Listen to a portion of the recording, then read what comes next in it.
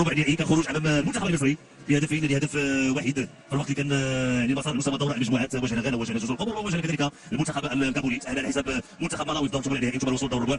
نتمنى ان هذه النسخه تكون فعل خير على المنتخب المغربي وعلى الكره المغربيه اللي كانت دائما يعني حاضره بقوه على المستوى العربي والافريقي وكذلك العالمي. لاحظوا اشرف حكيمي هذه الروح الرياضيه كبيره كيف ما كان كيتنافسوا على ارضيه الملعب، ولكن الروح الرياضيه مطلوبه حتى اللاعبين ديال المنتخب المغربي كيطمئنوا على لاعب إينونغا باكا والجماهير الكونغوليه كذلك حاضره في هذه اللقاء في هذه المواجهه. وليد الكراكي تابعت كل كبيره وصغيره. يعني الحكم اكيد غينتظر بعد انه يتوقف النزيف. اعتقد الحديث مع طاقم العقيبي هو في هذا الاتجاه انه لازم اللاعب اكيد ما يرجعش لارضيه الملعب ومازال الدماء على اكيد الوجه ديالو.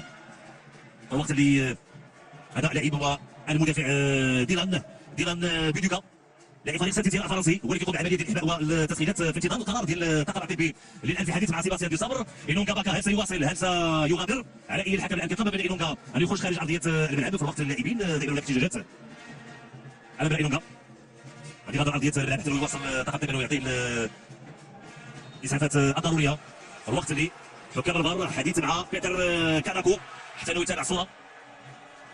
نتمنى ما يكونش هناك شيء. لاحظوا سليم أملاح يمكن يكون هناك اصطدام ولكن اعتقد انه اصطدام عفوي لانه سليم أملاح مشى كره بالراس اصطدام مع إينونغا. حكم المواجهه الان كيمشي باش يشوف اللقطه. اول تدخل لتقنيه الفيديو خلال هذا اللقاء كان ارتقاء ديال إينونغا. لا اعتقد بانه كان هناك لاحظوا لان بعفويه كان ارتقاء ديال سليم أملاح بحث عن كره بالراس. لا اعتقد بانه كان هناك تعمد انه يكون هناك اصابه ديال إينونغا. الحكم كيحاول انه يشوف اللقطه من اكثر من زاويه. لاحظوا انه محاوله تقريب اللقطه يعني سليم أملاح شيء عادي انه لما يلتقي انه تكون اليد يعني لاحظوا انه ياخذ التوازن ديالو فاصطدام كان عفوي في الوقت اللي إينونغا مشى كره بالراس. نتمنى ان الحكم المباراه انه كذلك يمشي في الاتجاه ولا اعتقد صراحه لاحظوا ارتقاء يعني مشى الكره ما مشاش باش انه يأذي إينونغا اساسا. اذا نتابعوا القرار ديال الحكم بيتر كاناكو. الحكم الكيني يعلن عن ضربه جزاء. الحكم الكيني يعلن عن ضربه جزاء في الوقت اللي هناك استيراد ديال اللاعبين وكذلك سليم أملاح. هناك انذار لسليم أملاح ما اعتقدش بانه كان هناك تعمد من سليم أملاح على اي الحكم المباراه كان عنده راي اخر.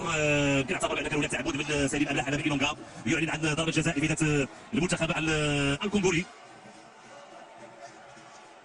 على اي ضربه جزاء لفائده المنتخب الكونغولي. فرحه كبيره للجماهير الكونغوليه. مره اخرى نتابع الصوره. ما كنعتقدش بان سليم أملاح يمكن يمشي باليد ديالو حتى انه يصيب إينونغا. في الوقت الحكم يعني شاف شيء اخر. القرار كيبقى اكيد لبيتر كاناكو. حكام الفار تواجد زينيت باكاليما من جنوب افريقيا ومحمد عادل سعيد من مصر. اذا ضربه جزاء لفائده المنتخب الكونغولي في الوقت إينونغا على مازال كيتلقى الاسعافات الاوليه. نتمنوا ياسين بونو يتالق ويبعد هذه الكره. نلعبوا الخمس دقائق الاخيره.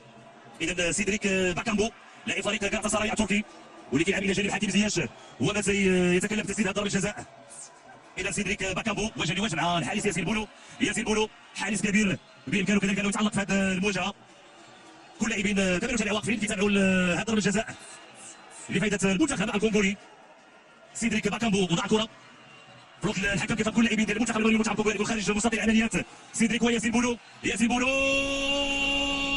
تضيع والكره تضيع خارج ارضيه الملعب. سيدريك باكامبو يضيع ضربه جزاء. إذا كتبقى النتيجة 1-0 فرحة كبيرة